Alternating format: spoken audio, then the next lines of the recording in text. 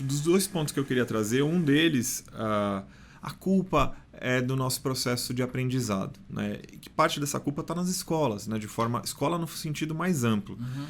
Antes de entrar nesse ponto, acho que tem um ponto anterior que é essa questão de extremos. Alguns extremos, eles são próprios dos nossos valores, né? Então, compromisso com democracia, ética, moral.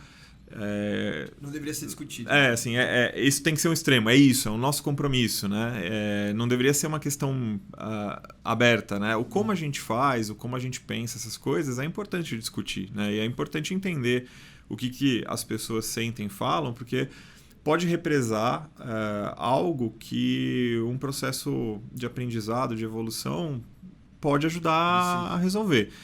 Do outro lado, a academia, de forma geral, ela se afastou muito do dia a dia.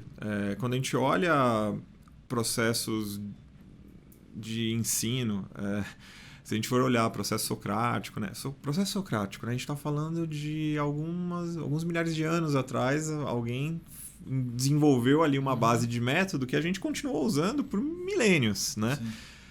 O mundo mudou muito e essas metodologias, essas abordagens, elas não mudaram tão rápido quanto as pessoas mudaram, né? Tem outra recomendação de leitura, Zygmunt Bauman, Modernidade Líquida.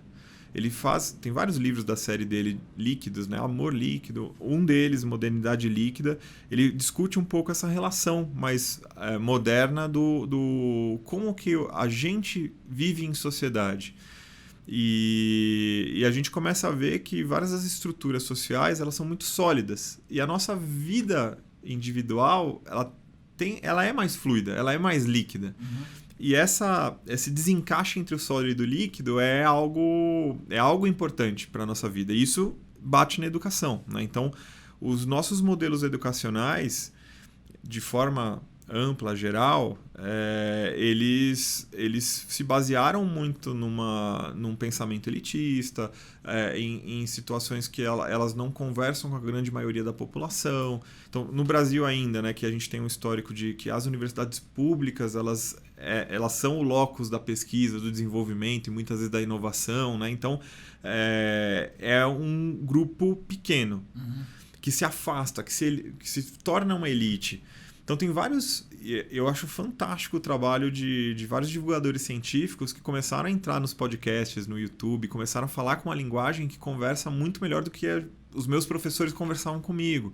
E tornaram mais acessível isso. Mas esse afastamento, ele fez com que a gente tenha que retomar teorias do Galileu. É interessante porque assim, a escola parou de ensinar porque parou de ser relevante, então muita gente não consegue nem contra-argumentar. Nossa, verdade. Então, esse afastamento, ele gerou um hiato que permitiu uma série de pensamentos divergentes que, vez ou outra, são importantes para a gente reforçar e evoluir. Eles ficaram dominantes em alguma escala.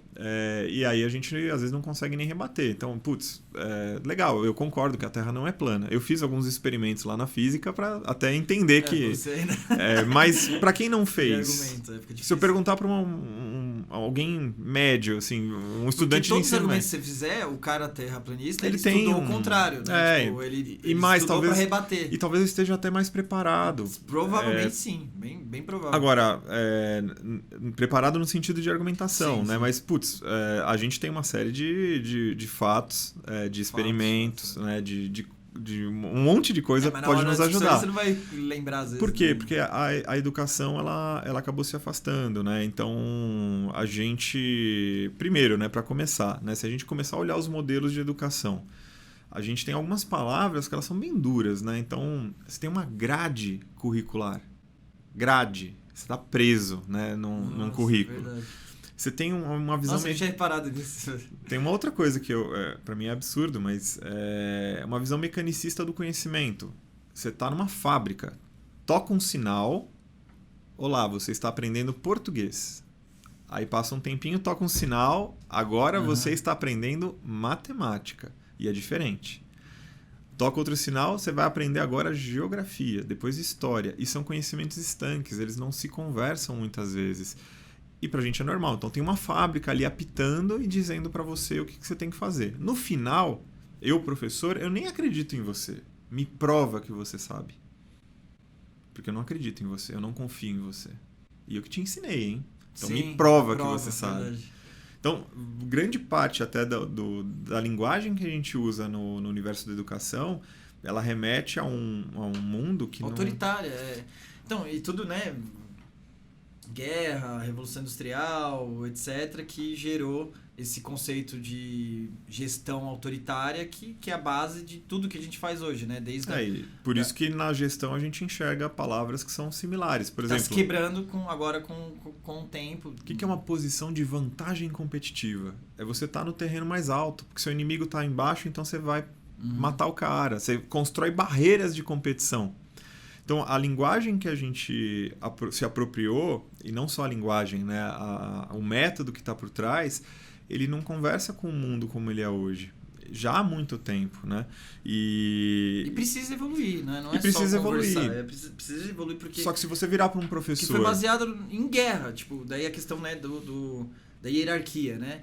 E isso a gente espelhou para tudo. As empresas, né, tem esse modelo hierárquico que está sendo quebrado também, e a gente vê o potencial positivo que isso tem trazido para as empresas que estão com essa perspectiva mais inovadora. Isso tem na questão da educação que você falou do sinal, da prova, né, o professor, o chefe, o diretor é o chefe do professor, também segue. Isso tem dentro da família, né? Que tinha aqueles, né? Ainda tem bastante, mas o pai é o líder da família, a mãe apoio, os filhos obedecem, que também está sendo quebrado, que tem que ser quebrado. Então, assim, em todas as esferas está sendo movimentado isso, né? A palavra aluno, né?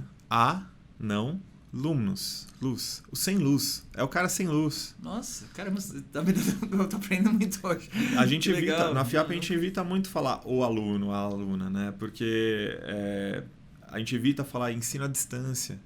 Poxa, tem tanta tecnologia para trazer a gente para perto o tempo inteiro. Por que é a distância, né? Tudo bem, fisicamente pode ser remoto, distante. mas não necessariamente distante. Mas a tecnologia tem que aproximar a gente. E as palavras têm poder, né? Eu vi que você se preocupa com isso, a FIAP se preocupa com isso. A gente tem uma série de ortodoxias e às vezes eu virava pro professor e falava, gente, lá na FIAP, por exemplo, o nosso TCC, né, o trabalho de conclusão de curso, na verdade não é um trabalho de conclusão de curso. A gente pede pro aluno, cara, pega o conhecimento que você desenvolveu ao longo do curso e aplica resolvendo um problema real do mundo, faz uma startup. Para a gente é mais importante que você articule esses conhecimentos e monte uma solução para um problema real e, eventualmente, você vire um empreendedor, se você quiser, porque não é obrigatório, né, que você siga esse caminho. Tem esse aprendizado. Mas você tem ali um caminho. Virar para os professores, né? Então a gente fez isso 10 anos atrás, mas virar para os professores 10 anos atrás e falar, olha, sabe aquele TCC que seu professor fez, o professor do seu professor fez, o orientador dele fez, você tem 200 anos de TCC atrás das suas costas, né, de todo mundo fazendo, vamos trocar? Eu falei, não pode. Por que não pode? Não, porque meu professor fez, e o professor dele fez, eu aprendi assim. Mas por que não pode? Não, por que não? Né?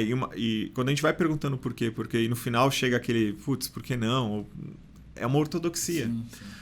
Eventualmente ela pode ser questionada. E aí foi o que a gente fez. Putz, precisa. Como é que a gente pode fazer?